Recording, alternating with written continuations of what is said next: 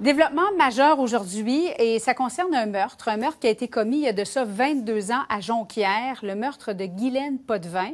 Eh bien, il y a un homme de 47 ans qui a été arrêté, en fait. Il va comparaître relativement à ce meurtre-là, mais aussi à une autre histoire, cette fois de tentative de meurtre, la même année qui était survenue à Québec.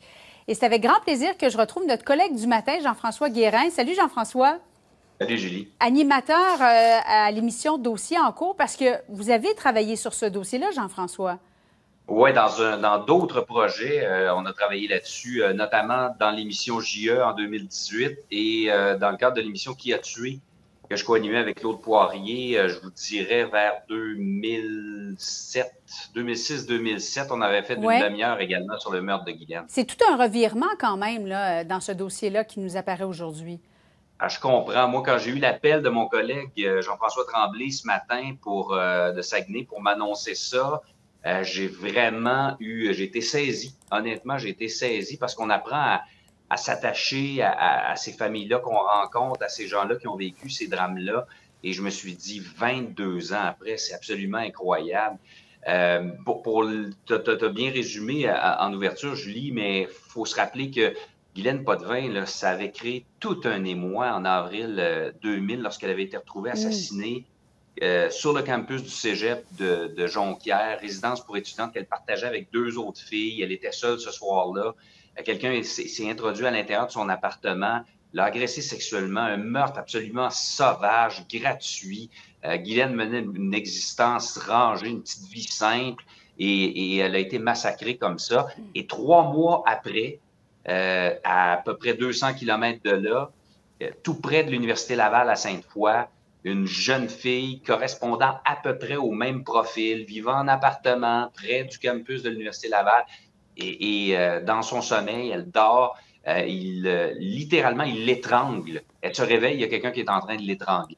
Et il la laisse pour morte, il l'agresse sexuellement, il la laisse pour morte. Lui, il pense qu'il a commis un deuxième meurtre, mais finalement, cette femme-là est revenue à elle, a appelé le 911 et par la suite a été en mesure de fournir certaines informations aux policiers. Mais évidemment, l'information la plus fondamentale dans ce dossier-là, c'était l'ADN. L'ADN qui correspondait sur les deux scènes. Mais le problème, Julie, c'est que tu as beau avoir de l'ADN, si tu ne sais pas à qui il appartient, tu n'es pas plus avancé. Si la personne n'est pas fichée, oui. C'est ça, c'est ce qu'on se disait. Donc, il n'y a pas de match, comme on dit. Et de toute évidence, avec cet individu-là, il y a eu un match qui a fait en sorte que tout de suite, on l'a placé sur les meurtres, le meurtre et la tentative de meurtre et les agressions sexuelles. Donc, j'allais dire, Jean-François, est-ce que ça signifie, 22 ans plus tard, que le principal suspect, l'homme de 47 ans, aurait récidivé d'une autre façon, se serait retrouvé dans des dossiers de la police avec son ADN, et c'est à ce moment-là qu'on a pu faire des matchs, comme tu dis? Oui, exactement. On peut penser qu'il a commis une gaffe. Peut-être qu'il avait été... Qu'on se le dise, là, commettre 2 meurtres comme ça, parce que c'est un meurtre qu'il voulait commettre à Sainte-Foy.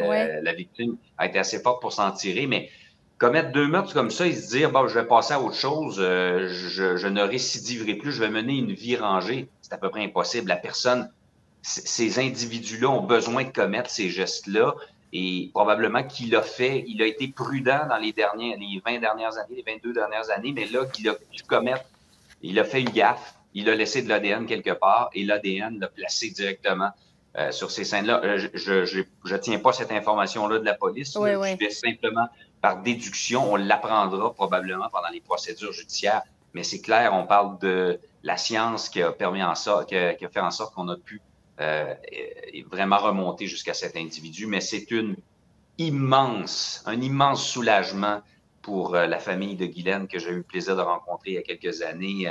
Pour cette femme-là, Julie, elle m'a écrit la semaine passée, la survivante, pour me demander, avez-vous des nouvelles? Ouais. Elle cherchait encore à relancer l'enquête parce que je lui avais parlé dans le cadre de l'émission en 2018 et elle m'écrivait de temps à autre. Cette femme-là a une résilience, veut pas lâcher le morceau et c'est très bien, là.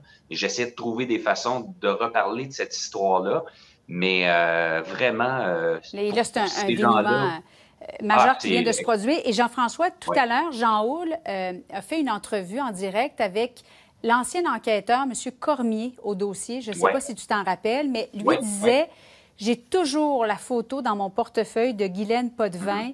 Je connais bien sa famille. Quand tu parlais que ça avait secoué toute la communauté du Saguenay, mais particulièrement à Jonquière, on en a eu un bon exemple tout à l'heure avec M. Cormier.